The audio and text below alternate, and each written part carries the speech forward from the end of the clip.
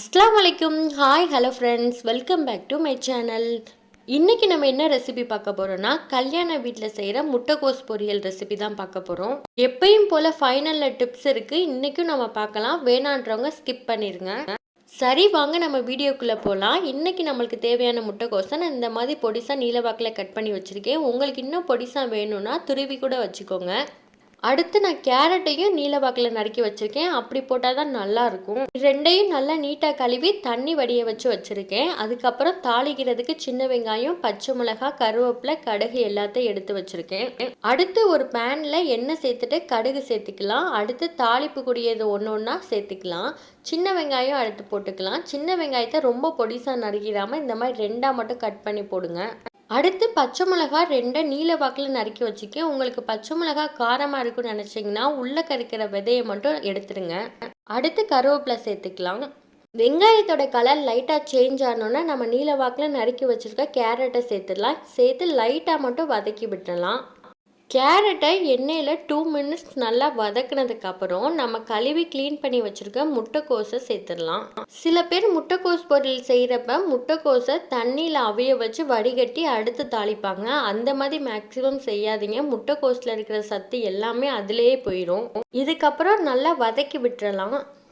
அடுத்து பாசிப்பருப்பு சேர்த்துடலாம். நான் பாசிப்பருப்பை முட்டைக்கோஸ் செய்கிற ஒரு 1/4 மணி நேரத்துக்கு முன்னாடியே கழுவி ஊற வச்சு வச்சுருந்தேன். அந்த மாதிரி நீங்கள் சேர்க்குறப்ப வேகமாக வெந்து வந்துடும். பாசிப்பருப்பில் ஒரு 5 ஸ்பூன் தண்ணியோடு சேர்த்து நான் ஊற்றிருக்கேன். அந்தளவு தண்ணி மட்டுமே போதுமானது முட்டைக்கோஸ் எல்லாமே வெந்து வர்றதுக்கு. நீங்கள் சிம்மில் வச்சு வேக வைங்க, நல்லா எல்லாமே வெந்து வந்துடும். இதுக்கப்புறம் ஒரு பிஞ்ச் அளவுக்கு இஞ்சியை ரொம்ப பொடிசாக நறுக்கி சேர்த்துக்கலாம். உங்களுக்கு வேணான்னா ஸ்கிப் பண்ணிடுங்க. இதுக்கப்புறம் ஒரு 1/4 மணி நேரம் சிம்மில் வச்சு வேக வச்சிடலாம். தேங்காய் பூ முட்டைக்கோஸில் சேர்க்கணும். அதுக்கு நான் இந்த அளவுக்கு தேங்காய் எடுத்துக்கிறேன்.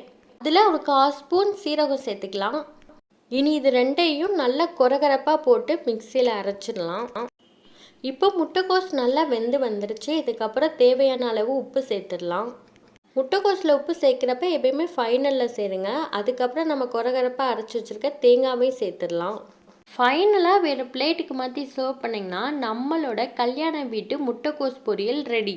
ரொம்ப அருமையாக இருக்கும். இந்த மாதிரி ஒருக்கா கண்டிப்பாக செஞ்சு பாருங்கள். கல்யாண வீட்டில் வைக்கிற முட்டைக்கோஸ் பொரியல் மாதிரி அதே டேஸ்ட் கொடுக்கும். கண்டிப்பாக ட்ரை பண்ணி பார்த்துட்டு கமெண்ட்ஸில் சொல்லுங்கள். சரி, வாங்க இன்றைக்கி நம்ம டிப்ஸ் பார்த்துடலாம். உங்களுக்கு அல்சர் இருக்கா அப்படின்னா நீங்கள் டெய்லியும் முட்டைக்கோஸை ஜூஸ் போட்டு சாப்பிட்டு வந்தீங்கன்னா அது வேகமாக சரியாயிடும். ஏன்னா அதில் அல்சரை குணமாக்குற குளுட்டமைன்றது அதிக அளவு இருக்குது.